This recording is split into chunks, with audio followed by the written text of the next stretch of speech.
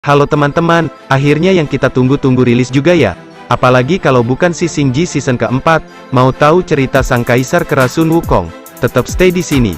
Dan bagi yang belum follow silahkan follow terlebih dahulu. Dan jangan lupa tekan tombol like, share serta komennya ya sob ya. Okelah langsung kita mulai. Pada season 3 sebelumnya, Sun Wukong diantar oleh boneka Putri Suyi untuk menjalani reinkarnasi. Saat berada di jembatan reinkarnasi, Wukong pun bertemu dengan sebuah api yang memandunya ke jalan yang benar. Di istana surga, lonceng istana pun kali ini berbunyi yang menandakan bahwa itu adalah kelahiran dari iblis besar. Biksu dan para muridnya pun melanjutkan perjalanan. Aosue yang telah kembali ke tim Biksu Tong, dia mendapatkan tugas dari kakek naga kuno untuk merebut api abadi agar kakek naga bisa memakannya, dan Biksu Tong pada saat ini telah sampai di retakan bumi, yang merupakan tempat yang sangat mengerikan dengan banyak monster yang bermunculan dari dasar jurang. Pasukan biksu saat ini harus menghadapi kepungan dari monster-monster itu, dan terpaksa mereka harus bertarung.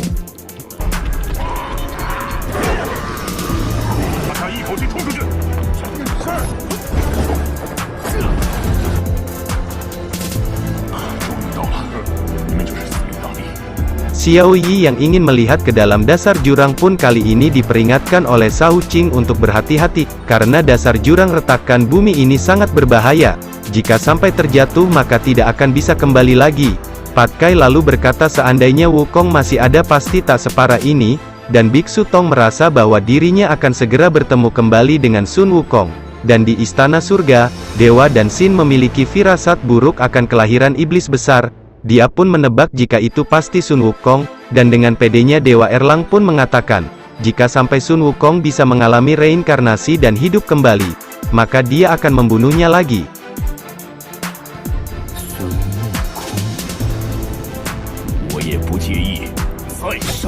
Dewa Rulai yang sedang terbang merasa sangat familiar dengan petir yang menyambar di langit. Karena itu merupakan pertanda lahirnya iblis besar. Dewa Rulai pun mengeluarkan pusaka roda Suantian untuk melihat lokasi kelahiran iblis besar itu, yang ternyata iblis besar itu lahir di Gunung Huaguo.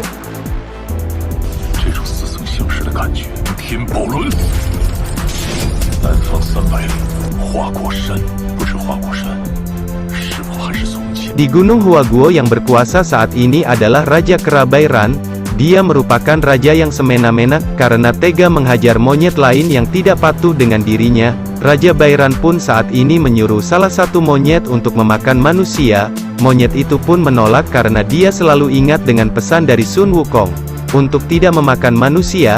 Hal ini membuat Raja Bairan menjadi marah dan menghajar monyet itu. Akhirnya monyet itu pun dipukuli.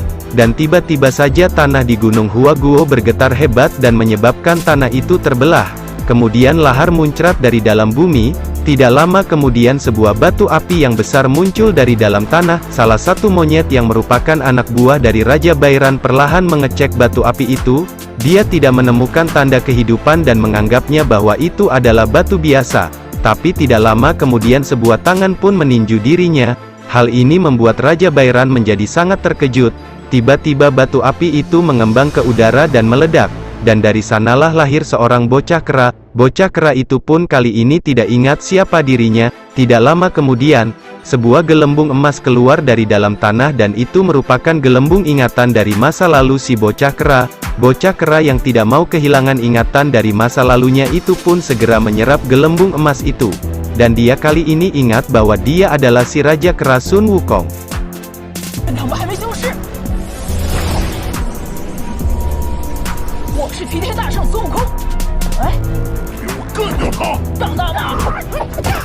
Sun Wukong yang baru saja lahir itu pun merasa ototnya sangat tegang. Dia pun kali ini menghajar para monyet yang menyerang dirinya, untuk melemaskan otot-otot di tubuhnya. Bairan yang tahu bahwa bocah kera itu adalah Sun Gokong, dia pun langsung meluncur dan bertarung dengan Sun Wulong. Akan tetapi Bairan bukan tandingan dari Sun Wukong.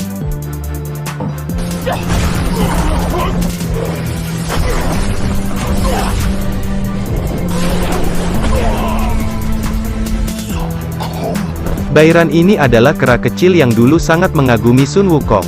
Tapi karena Wukong pergi ke istana surga dan tidak pernah kembali, Bairan pun berusaha keras untuk menjadi kera yang kuat. yang akhirnya bisa menjadi raja di Gunung Huaguo, dan kali ini Bairan tidak rela jika Sun Wukong kembali untuk merebut posisinya, yang telah menjadi raja di tempat ini. Sun Wulong yang merasa Bairan tidak sopan, dia kemudian berubah menjadi kera raksasa dan menghajar Bairan. Wukong tidak habis pikir bahwa demi menjadi raja di Gunung Huaguo, Bairan telah rela terjatuh ke dalam kegelapan dan menjadi jahat seperti saat ini.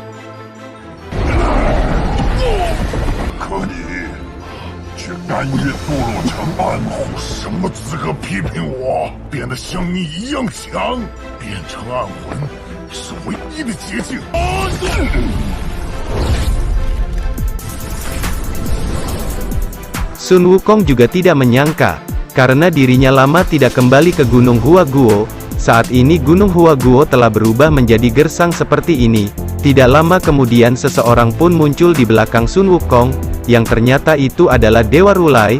Dia pun langsung mengatakan meskipun fisik Sun Wukong telah berubah, tapi esensi jiwa di dalam tubuhnya tidak berubah sama sekali. Dewa Rulai pun tahu bahwa itu adalah Sun Wukong. Kali ini Dewa Rulai bisa menebak apa yang berada di dalam pikiran Sun Wukong. Dengan kejadian 16 tahun yang lalu, Dewa Rulai pun akan menjelaskan semuanya pada Sun Wukong tentang apa yang sebenarnya telah terjadi. Dan untuk saat ini Dewa Rulai mengajak Sun Wulong melakukan sebuah misi. Jika misi ini berhasil maka perjalanan Biksu Tong dalam mengembalikan api abadi ke surga barat juga akan jauh lebih mudah. Dan Dewa Rulai mengajak Sun Wulong ke kerajaan Raja Ashura Tang Chen sang kakek dari Tang San. 陪我去趟阿修罗。